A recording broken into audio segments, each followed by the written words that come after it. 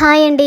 ఈరోజు నేను మీకు డిఫరెంట్‌గా ఆనియన్ స్టఫ్డ్ చపాతీ అయితే చూపించేస్తాను. చాలా బాగుంటుంది టేస్ట్. ఎప్పుడు ఒకేలా కాకుండా ఇలా డిఫరెంట్‌గా చేయడం వల్ల పిల్లలు, పెద్దలు చాలా ఇష్టంగా తింటారు. రెసిపీలోకి అయితే వెళ్ళిపోదామా. ఇక్కడైతే నేను 3 ఆనియన్లు అయితే తీసుకొని బాగా కడిగేసి చిన్న చిన్న ముక్కలుగా మీకు ఎంత కుదిరితే అంత సన్నగా అయితే కట్ చేసుకోండి. చాలా బాగుంటుంది. పెద్ద పెద్దగా ముక్కలు కాకుండా సన్నగా మీకు కుదిరినంత సన్నగా అయితే కట్ చేసుకొని పక్కన పెట్టుకునేసేయండి. ఇప్పుడు ఒక పెనం తీసుకునేసి కొద్దిగా ఆయిల్ వేసుకునేసి జీలకర్ర అయితే వేసుకోండి. నేను ఒక స్పూన్ దాకా తీసుకున్నాను. జీలకర్ర వేసుకోవడం వల్ల చాలా బాగుంటుంది టేస్ట్.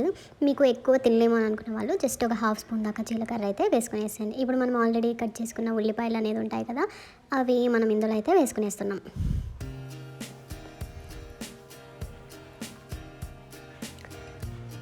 ఇప్పుడు ఆనియన్స్ని మంచిగా వేపుకునేద్దామండి. దోరగా వేపుకునేస్తే సరిపోతుంది. మరి ఎక్కువ మాడిపోవాల్సిన అవసరం ఏమి ఉండదు. దోరగా వేపుకుంటే సరిపోతుంది. ఇప్పుడు మనం ఇందులోనే చిటికెడు పసుపు అయితే వేసుకునేద్దాము. దీనివల్ల మంచి చపాతీకి కలర్ఫుల్గా ఉంటుంది. ఇందులోనే కొద్దిగా కారం కూడా వేసుకునేస్తున్నాను. కొద్దిగా ధనియాల పొడి వేసుకుంటున్నాను. ఇప్పుడు ఇందులోనే కొద్దిగా చిటికెడు దాకా గరం మసాలా అయితే వేసుకునేస్తున్నాను. ఇందులోనే కొద్దిగా చిటికెడు ఉప్పు కూడా వేసుకుంటున్నాను. ఇప్పుడు ఇవన్నీ మంచిగా ఆనియన్స్లోకి పట్టేలా మనము లో ఫ్లేమ్లో వేపుకునేద్దామండి. హై ఫ్లేమ్లో వేపుకోవద్దండి. మనం నూనె తక్కువ వేసుకున్నాం కాబట్టి మనం లో ఫ్లేమ్లో వేపుకుంటే చాలా బాగుంటుంది టేస్ట్.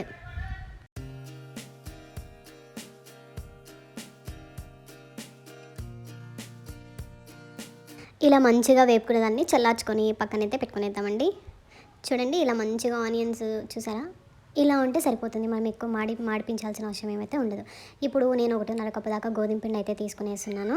మీకు ఎంత కావాలో దాన్ని బట్టి అయితే వేసుకోండి. ఇప్పుడు ఇందులోనే కొద్దిగా మునగాకు పౌడర్ అయితే వేసుకుంటున్నాను. నేను చపాతీ చేసినప్పుడల్లా మునగాకు పౌడర్ అనేది వేసుకుంటూ ఉంటాను. చాలా మంచిది కదా హెల్త్కి కూడా. మీరు కూడా చిన్నపిల్లలు ఎవరైనా తినని వాళ్ళు ఉంటే ఇలా చపాతీలు వేసేసి చేయండి, తినేస్తారు. వాళ్ళకి కూడా తెలియదు కదా దీంట్లో ఏమేమి వేసామో అనేది. కొద్దిగా చిటికెడు సాల్ట్ కూడా వేసుకునేసి మంచిగా దాంట్లోకి సరిపడా నీళ్లు పోసుకొని చపాతీ పిండి ఎలా కలుపుకుంటామో అలా కలుపుకునేస్తే సరిపోతుంది.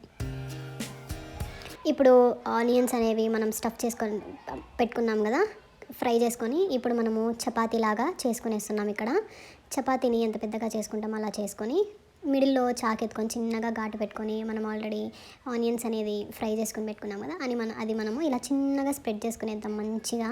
మీకు ఇది నేను 2-3 చపాతీలకు మాత్రమే స్టఫ్ చేసుకున్నాను. మీరు కొంచెం ఎక్కువ కావాలి అని అనుకున్న వాళ్ళు ఇంకొంచెం ఆనియన్స్ ఎక్కువ వేసుకోండి. ఒక 4-5 ఆనియన్స్ వేసుకునేస్తే సరిపోతుంది. ఇలా నేను చూపిస్తున్న విధంగా ఇలా మంచిగా చుట్టుకునేసేయండి. మసాలాలు ఎక్కువ బయటకు రాకుండా ఇలా మనం చిన్నగా చుట్టుకునేసి అందులోనే కొద్దిగా సన్నగా కట్ చేసుకున్న కొత్తిమీర వేసుకుంటే చాలా బాగుంటుందండి.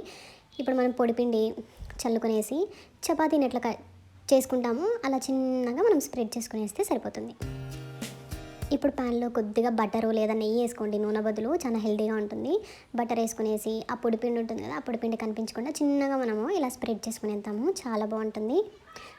ఒక చోట బాగా వేగినాక ఫ్రై అయినాక రెండో చోట వేసుకునేస్తే ఎంతో టేస్టీగా ఉండే ఆనియన్ స్టఫ్డ్ చపాతీ అయితే రెడీ అయిపోయిందండి.